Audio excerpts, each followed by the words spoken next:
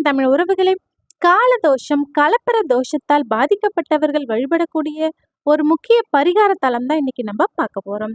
தோஷங்கள் நிவர்த்தியாக்கும் தோத்தாத்திரி வரதராஜ பெருமாள் கோவில் தான் இன்னைக்கு நம்ம பார்க்க போறோம். இந்த கோவில் எங்க இருக்குன்னு பாத்தீங்கன்னா பாண்டிச்சேரி மாவட்டம். பாண்டிச்சேரியில இருந்து விழுப்புரம் செல்லும் தேசிய நெடுஞ்சாலையில இருக்கு. பாண்டிச்சேரியில இருந்து 21 கிலோமீட்டர் தொலைவில் திருபுவனை என்னும் ஊர்ல தான் இந்த கோவில் இருக்கு. கோவிலுக்கு போறதுக்கான சரியான வழியை டிஸ்கிரிப்ஷன் பாக்ஸ்ல கொடுக்குறேன். தேவைப்படுறவங்க பார்த்து பயன்படுத்திக்கோங்க. ராஜகோபுரம் கொடிமரம் இல்லாம பலிபீடம் மட்டும்தான் இந்த கோவில்ல இருக்கும். பலிபீடம் தரிசனம் பண்ணதும் முன்னாடியே கருடாழ்வார் சன்னதி இருக்கும். இத்தலத்தில் கருடாழ்வார் பெருமாளை வணங்கியபடி பக்தர்களுக்கு காட்சி தருவார். கருடாழ்வாரை ஒட்டியே மகா மண்டபம், கருவறை முன் மண்டபமும் இருக்கும். நம்ம கோவிலை சுற்றி வலம் வந்துகிட்டே கோவிலை பற்றி முழுமையா தெரிஞ்சுக்கலாம். இத்தலம் பராந்தக சோழனால் கட்டப்பட்டிருக்கு. கிபி 907 இருந்து 950 ஆகிய காலகட்டத்துல தான் இந்த கோவில் கட்டப்பட்டிருக்கு. வீர நாராயண விண்ணகரம் என்பதே இந்த கோவிலுடைய பழைய பெயராக இருந்திருக்கு. வீர நாராயணன் என்பது பராந்தக சோழனின் விருது பெயர். கோவில் முழுவதும் சிற்பியின் கைவண்ணம் தாண்டவம் ஆடுகிறது. இந்த கோவிலுடைய அமைப்பை ரொம்பவே அழகா செய்திருக்காங்க பாருங்க. பராந்தக சோழனின் முதல் மனைவியின் பெயரால் இந்த கோவில் திருபுவனை மகாதேவி சதுர்வேத மங்கலம் என்று அழைக்கப்பட்டிருக்கு. கோவிலை சுற்றி வலம் வந்துகிட்டே கோவிலுடைய சிறப்புகள் என்னன்னு தெரிஞ்சுக்கலாம்.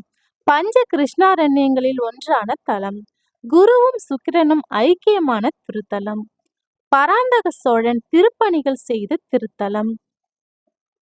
நாங்குநேரி திவ்ய தேசத்தின் ஐதீக தலம். புன்னகை பூத்த பெருமாள் வாழும் திருக்கோவில். கருவறையை சுற்றி எளிய பிரகாரம் கொண்ட கோவிலும் இதுதாங்க. இப்ப நம்ம வரமங்கை தாயார் சன்னதிக்கு வந்திருக்கோம். இங்கு தாயார் பெருமாளை போலவே சுகாசனத்தில் அருளாட்சி தருகின்றார். நம்ம தரிசனம் பண்ணிக்கலாம். இத்திருத்தலம் பஞ்ச கிருஷ்ணாரண்யங்களில் ஒன்றாக கருதப்படுது. இதற்கு சான்றாக கிபி 1937 ஒரு பெரிய சடாரி பல்லக்கில் வைத்து திருவல்லிக்கேணியிலிருந்து பெருமாளை கொண்டு வரப்பட்டு இத்திருத்தலத்துல பிரதிஷ்டை செய்திருக்காங்க. இன்னைக்கு சொர்க்கவாசல் திறப்புன்றதுனால கோவில ரொம்பவே அலங்கரிச்சிருந்தாங்க. சிறப்பு பூஜைகளும் இன்னைக்கு உண்டு. கோவில் முழுவதும் ராமாயணம், மகாபாரதத்தை விளக்கும் அழகிய சிற்பங்கள் உள்ளது. யானைகள், குதிரைகள், சிங்கங்கள், யாழிகளின் சிற்பம் கோவில் முழுவதும் ரொம்பவே அழகா இருக்கு.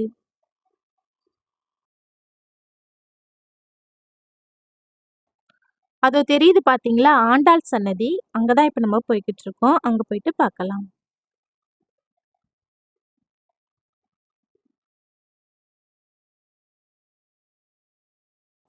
இங்கு ஆண்டாள் ரொம்பவே அழகா காட்சி தராங்க. நம்ம தரிசனம் பண்ணிக்கலாம்.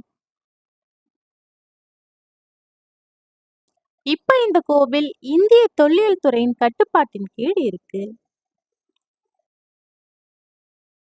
அது தெரியுது பாத்தீங்களா, அதுதான் ஆழ்வார் சன்னதி. சக்கரத்தாழ்வார், ஆஞ்சநேயர் சன்னதிகளும் இருக்கு. நம்ம போயிட்டு ஒவ்வொருத்தர தரிசனம் பண்ணிட்டு வரலாம். இப்ப நம்ம ஆழ்வார் சன்னதிக்கு வந்துட்டோம். இங்க சக்கரத்தாழ்வார தரிசனம் பண்ணிக்கலாம். அடுத்து இப்ப ஆஞ்சநேயர் சன்னதிக்கு வந்துட்டோம். ஆஞ்சநேயரை தரிசனம் பண்ணிக்கலாம்.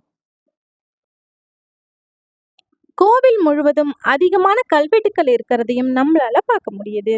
முதலாம் ராஜராஜன், ராஜாதி ராஜன் ஆகிய காலத்திய கல்வெட்டுக்களும் இருக்கு. கல்வெட்டுக்களில் என்ன குறிப்பிடப்பட்டிருக்குன்னு பாத்தீங்கன்னா, அந்தணர்களுக்கு இத்தலம் தானமாக வழங்கப்பட்டதை குறிப்பிடப்பட்டிருக்கு. அதாவது வேதங்கள் பயிலவும் பயிற்றுவிக்கவும் ஆசிரியர்களுக்கும் மாணவர்களுக்கும் இத்தலம் தானமாக வழங்கப்பட்டிருக்கு. இப்ப நம்ம மண்டபம் ஏறும் படிக்கட்டுகளை பார்த்துக்கிட்டு இருக்கோம். இரு புறங்களிலும் படிக்கட்டுகள்ல ரொம்பவே சிற்பங்கள் அழகா செய்திருக்காங்க.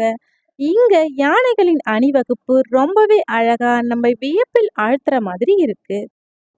இப்ப நம்ம மூலவர் சன்னதிக்கு வந்திருக்கோம்.